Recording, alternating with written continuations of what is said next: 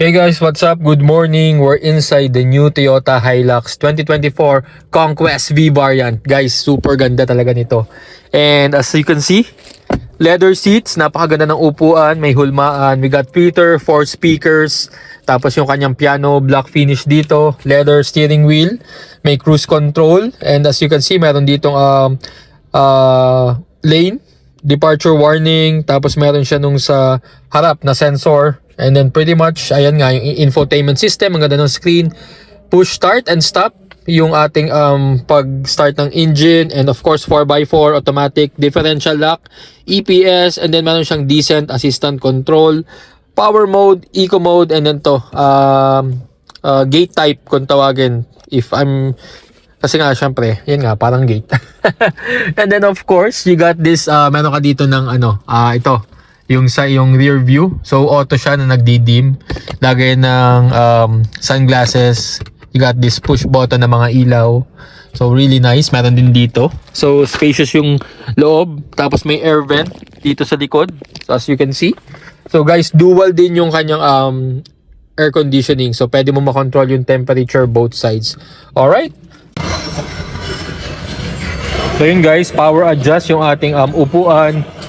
Dual airbags. Tapos meron din sa curtains dito sa upuan. And of course, ito yung parking sensor, view, 360 view, BSM, yung parang blind spot monitoring alert. So ayan, dito yung sa gas tank na open, and then the hood of course. So ayan, punta tayo sa likod. Super nice, leather seats of course. And then yan nga, may air vent. Wala lang ditong saksakan ng charger, pero ito, may sabitan din dito if may gusto kang isabit na damit. So yan, things like that. And ang kagandahan sa likod nito, meron kasi siyang parang ganyang visor.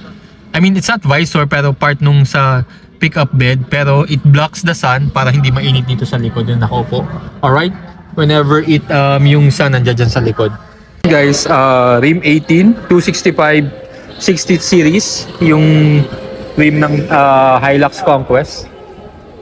As you can see, ito yung sinasabi kong cover, I forgot the term. Pero ayan, dito yung mga pwede mong sabitan ng mga tali mo. And then ito yung trap niya. Ito yung rear view camera. And then yan, pag inopen mo, meron na siyang bed liner. And then I know meron siyang ilaw dun. If you can see, may ilaw siya dyan. And yun nga, yung purpose nito, maganda kasi dyan, nagbibigay shade din dun sa passenger side. Alright?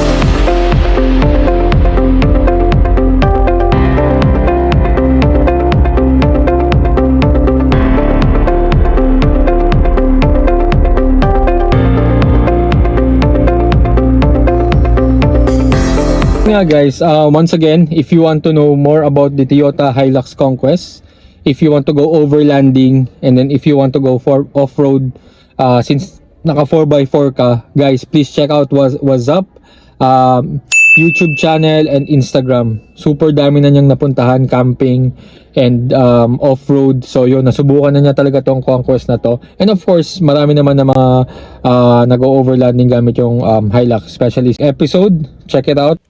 Alright, once again, that's a quick insights of the new Toyota Hilux 2.8 liters Conquest automatic transmission 2024 here at Toyota Calamba. Once again guys, thanks for watching and please like, comment, and subscribe. Bye!